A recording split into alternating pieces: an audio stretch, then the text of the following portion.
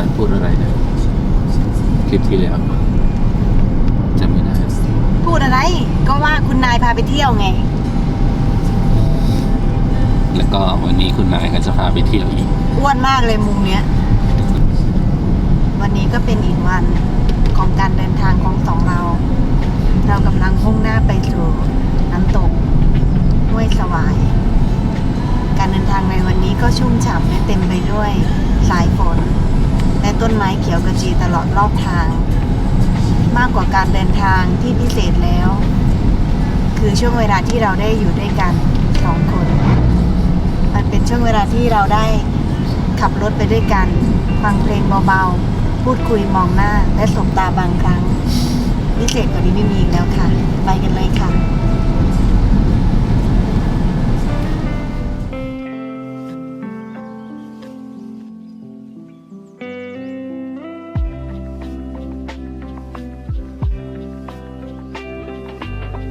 ลงได้ไหม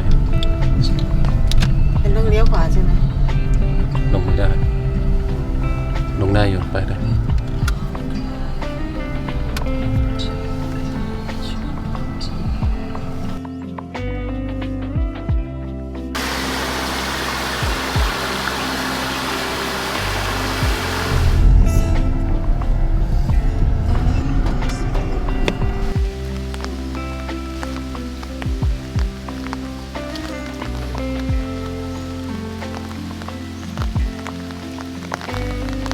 ห้ามเก็บของป่าด้วย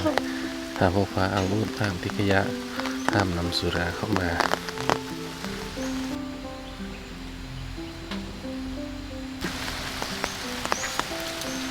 เฟิร์นไม่ได้สวยหรือว่า นะ หูกวางเนี่ยสวยมาก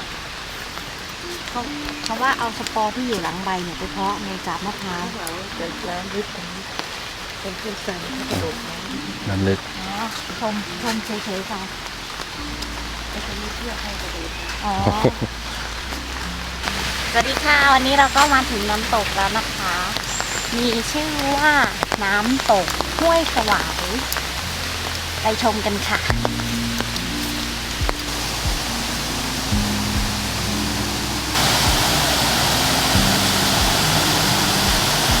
ค่ะตอนนี้เราก็มาถึงน้ำตกแล้วนะคะนี่เลยค่ะ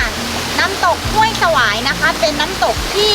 ธรรมชาติมากๆค่ะดูสังเกตดูนะคะจะมีโขดหินเยอะแยะมากมาย แล้วก็สวยมากๆนะคะ เป็นน้ำตกที่ทอดไปตามผืนป่านะคะของอำเภอภูสิงห์ค่ะ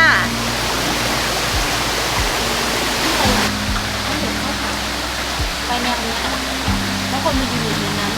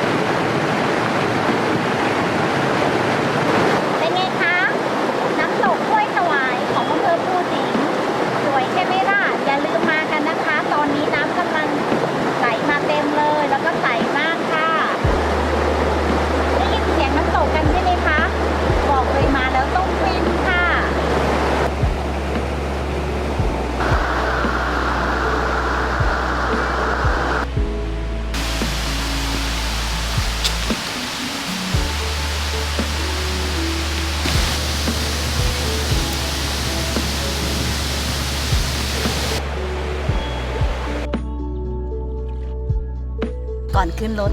อันนี้คือไก่ป่า เพราะว่าอะไรคะมันอยู่ในป่าค่ะ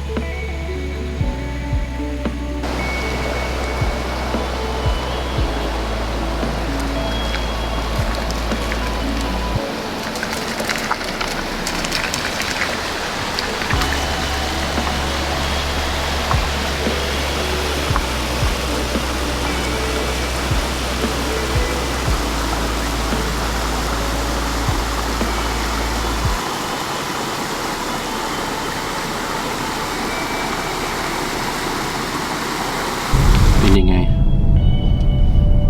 ก็หมายถึงน้ำตกใช่ไหม สถานที่แรก ก็ดีอ่ะ ถือว่าดีมากดีกว่าที่คิดไว้อะโขดหินสวย น้ำตกใส มีฝน มีฝ รินๆนิดนึง แต่ก็ทำให้เราปวดหัวนะ ตอนนี้คือปวดหัว เนื่องจากฝนตกปล่อยๆบวกกับไอ้น้ำจากน้ำตก ต้องหาซื้อยาพาราแล้วแหละ ตายหรือเปล่า อยู่ซ้าย สายทางหนึ่งสาย